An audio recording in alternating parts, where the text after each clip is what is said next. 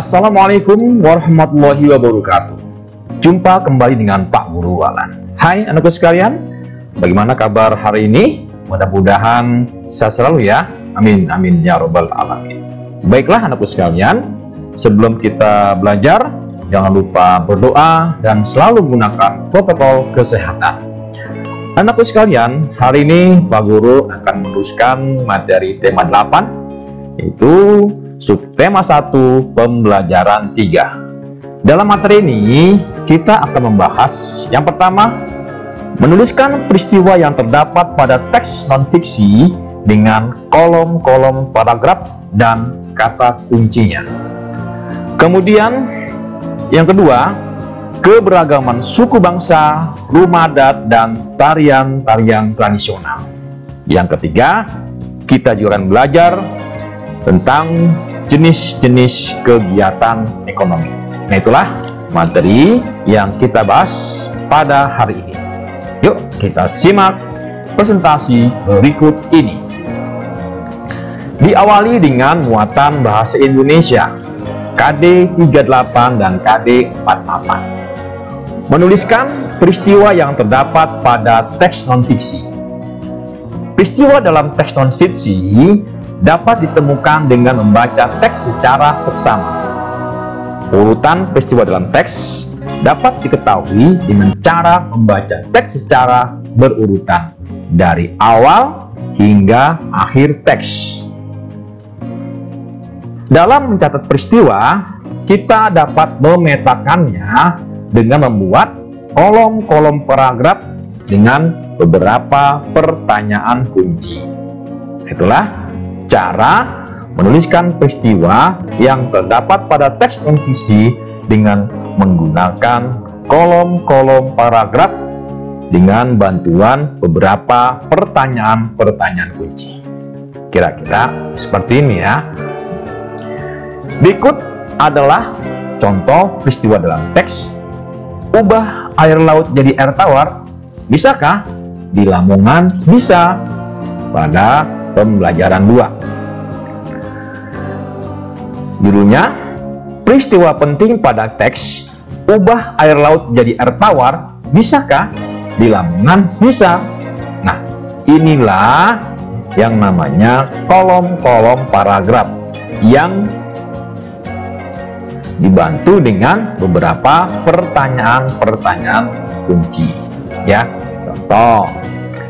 Siapa saja yang terlibat dalam peristiwa tersebut? 2 pelajar SMA Negeri Lamongan, Jawa Timur, salah satunya bernama Haki Hidayatullah. Yang kedua, apa penyebab peristiwa tersebut terjadi? Karena krisis air.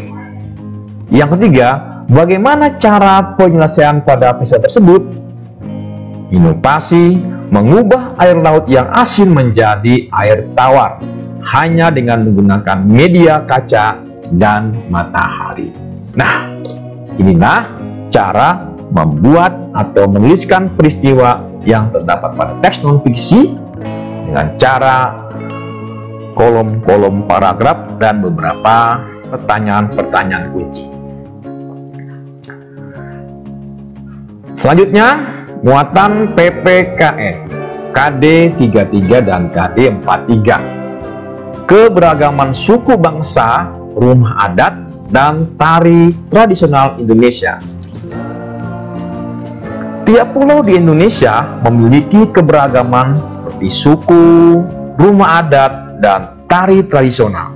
Hal inilah yang membuat Indonesia menjadi bangsa yang kaya akan budaya. Coba simak baik-baik, kira-kira ini batik dari mana ya? Ya, betul. Di sebelah kiri ini adalah batik dari Kalimantan ya. Yang ini ada gambar apa tengah-tengah ini? Oh, ada gambar burung cendrawasih. Kalau ingat burung cendrawasih berarti apa ya? Ya, betul. Ini adalah batik dari Papua ya. Nah, coba lihat di sini yang paling pojok sebelah kanan. Kira ini ada tarian apa di sini? Lihat pakaiannya. Ya, betul, dari Bali. Itu adalah tari kecak. ya. Nah, ini bermacam-macam keberagaman dari batiknya, dari tariannya, belum lagi nanti rumah adatnya, ya. Gitu loh. Baik, kita simak baik-baik contoh keberagaman yang ada di Indonesia. Yang pertama, Pulau Sumatera. Sukunya apa saja? Aceh, Batak, Toba, Nias, Karo. Apa rumah adatnya? Rumah gadang, rumah bolon. Bagaimana kesendaranya? Ada tari sodati, tari piring, tari tortor. Begitupun di Pulau Jawa. Ada suku Sunda, Baduy, Betawi, Jawa, Tengger, ya, gitu loh. Apa rumah adatnya? Ada rumah adat Baduy, ada joglo, ada kesepuhan. Begitupun kesenian daerahnya. Ada tari jaipong, tari serimpi, dan tari merak. Di Kalimantan ada suku Ngaju, Dayak, Banjar, Lawangan, Bulungan. Rumah adatnya ada rumah panjang, rumah betang, rumah banjar, rumah lamit. Begitupun kesenian daerahnya, ada tari seri kuning, ada tari jepin, ada tari gong. Selanjutnya ada Pulau Sulawesi, ada Pulau Nusa Tenggara dan Bali, dan terakhir adalah Pulau Papua. Ya, sukunya untuk Pulau Papua apa saja? Ada Asmat, ada Dani, ada Korowai, ada Arguni, ada Bauzi. Rumah adatnya Honai. Dan kesenian daerahnya untuk Pulau Papua ada tari selamat datang, ada tari muso, dan tari perang. Nah, itulah keberagaman adat, budaya, ya, begitupun kesenian-kesenian daerahnya, ya, sehingga bangsa Indonesia ini cukup kaya dalam hal budaya. Nah, carilah di internet dua suku di Pulau Indonesia. Kemudian setelah itu cari juga pakaian adatnya, tariannya, berikut rumah adatnya. Kemudian jadikan dalam satu poster menggunakan aplikasi Canva. Setelah itu kirim di Google Classroom. Nah, itu untuk evaluasi muatan pelajaran PPKN, ya. Betul. Jadi setelah anak-anakku sekalian mendapatkan informasi di internet tentang suku, tentang tariannya, tentang pakaiannya, begitu pun rumah adatnya, jadikan satu poster dengan menggunakan aplikasi Canva, lalu kirim di Google Classroom. Selanjutnya, muatan ilmu pengetahuan sosial KD 33 dan KD 43. Jenis-jenis kegiatan ekonomi masyarakat Indonesia. Berikut adalah contoh-contoh kegiatan ekonomi. Ada kegiatan pertanian dan perkebunan. Sering lihat ya, bagaimana cara bertani, ya, bagaimana orang bertani, begitupun bagaimana orang berkebun, ya. Ada juga yang peternakan, ya, juga ada. Ini juga salah satu kegiatan ekonomi, peternakan. Nah, kira-kira ini binatang apa yang ternaknya? Ya, betul, itu adalah bebek, ya. Yang berikutnya adalah perikanan. Tadi nelayan, ya, nelayan.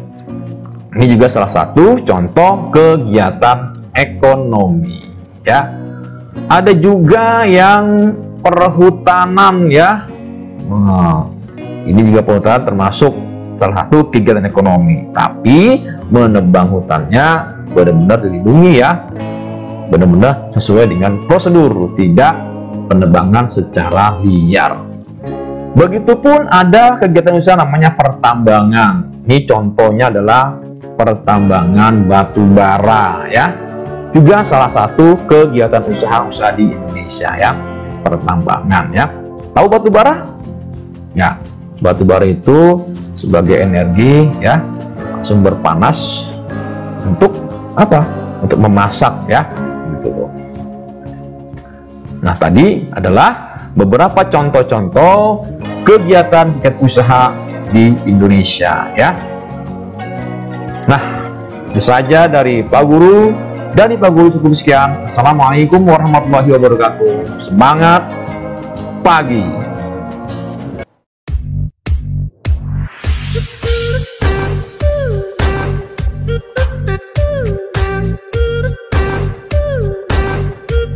Thank you.